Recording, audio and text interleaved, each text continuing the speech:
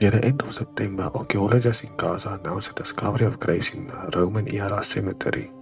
Crews working on the French archaeologist René Alter uncovered important information about the lives of inhabitants along this coastal trade route 2,000 years ago. They found two extremely rare lead coffins, one decorated with ornate grape leaves, the other with images of dolphins, suggesting social elites had been buried there. 2 weeks later, Hamas militants from Gaza attacked Israel, precipitating a costly war that has probably leveled those nondescript apartment buildings, displacing and perhaps killing the inhabitants. The fate of those working on the site and the site itself is currently unknown. Alter responded to a query about his safety but did not elaborate on the excavation. The war, of course, disrupted the work of the Israel Antiquities Authority across Israel. Some IAA archaeologists with expertise acquired studying ancient disasters found the skills needed for a different kind of work. They were called into Jewish communities attacked by Hamas to help discover and identify the human remains.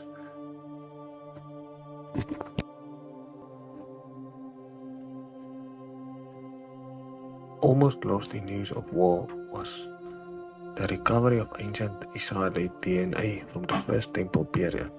Genetic material was extracted from two individuals whose remains were found in a family tomb west of Jerusalem, dating to around 750 to 650 BC. The achievement was described as a holy grail in the study of lost civilization that promises to pave the way for further research on long-standing questions about the origins of the ancient Israelites.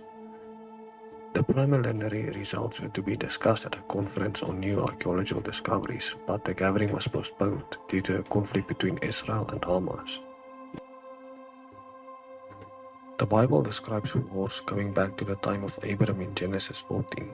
Now archaeologists have uncovered evidence of armed conflict from several thousand years earlier, in the early Catholic period, about 5800 to 4500 BC. Hundreds of sling stones, moved into a uniform aerodynamic shape, were uncovered at two different sites in Israel. This indicates organized preparation for battle. The size of the two prehistoric sites in Lower Galilee and the northern Sharon Plain show that many people were required for war preparation. In 2022, Turkish archaeologists began work for the first time in the residential area of Antakya, the site of the ancient city of Antioch, where followers of Jesus were first called Christians.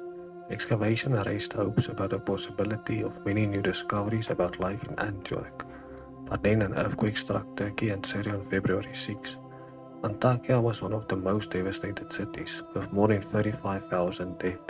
The old part of the city, including monuments to its diverse history going back to the 1st century and earlier, was left in rubble. Plans for excavation are permanently on hold. For almost 2 decades, visitors to Jerusalem have been shown the steps that lined one side of the Pool of Siloam in New Testament times. The pool was a place for ritual cleansing for Jewish pilgrims before they ascended to the temple. In John 9, Jesus heals a blind man and tells him to go wash in the pool of Siloam. The steps were accidentally uncovered during a 2004 sewer repair, but the excavation was limited to preserve an orchid. Archaeologists and local authorities were tantalized by the possibility of finding more, though, and decided to raise the orchard for a fuller dig.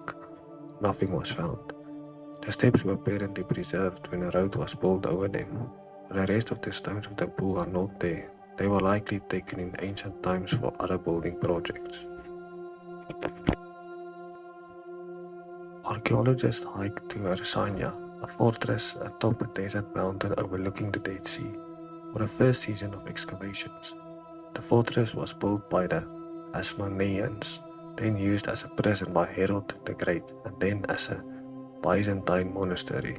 Amid a layer of collapsed building stones, archaeologists discovered painted in red a simple graffiti cross with an inscription underneath. It was a prayer quoting in part Psalm 86, Jesus Christ, guard me for I am poor and needy. The inscription has been dated to the 6th century AD, judging by the epigraphic style. Dismissed as minor chieftains by biblical minimalists for several decades, The Israeli kings of 3,000 years ago showed remarkable resilience in 2023. A media article by Hebrew University archaeologist Joseph Carfinkel reviewed excavations at 5 sites surrounding Jerusalem and concluded that the similar fortifications and other urban features match the biblical description of a centralized kingdom in that time frame. These cities aren't located in the middle of nowhere road. It's a pattern of urbanism with the same urban concept. The archaeologists who had excavated Tel Gezer for a decade published radiocarbon test results. In November, that located the construction of Gezer's famous six-chambered gateway in the first half of the 10th century BC.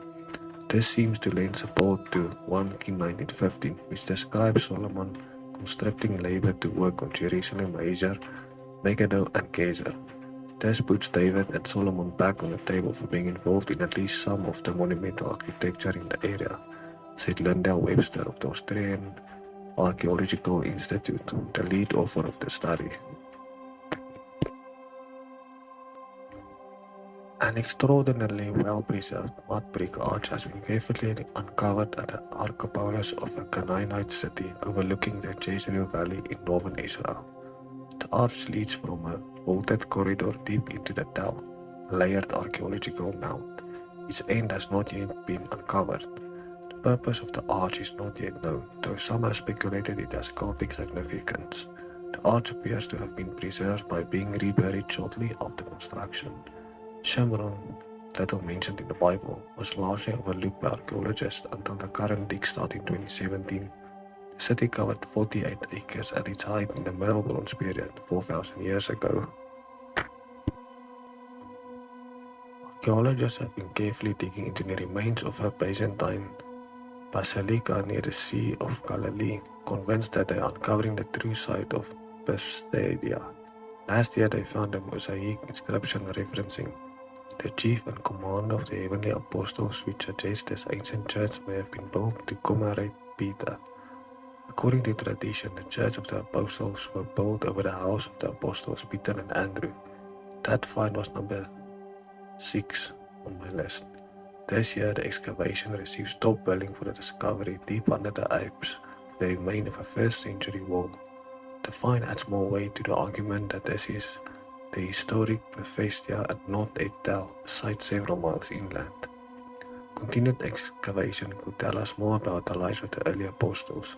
John calls Bethesda the city of Andrew and Peter. Mark, however, suggests he lived in Capernaum. Did Peter live in 2 different fishing villages? An excavation in the mid-20th century claimed to have unearthed Peter's home. The site is now occupied by an ultra-modern flying saucer-shaped church. Perhaps clarity will come with more archaeology.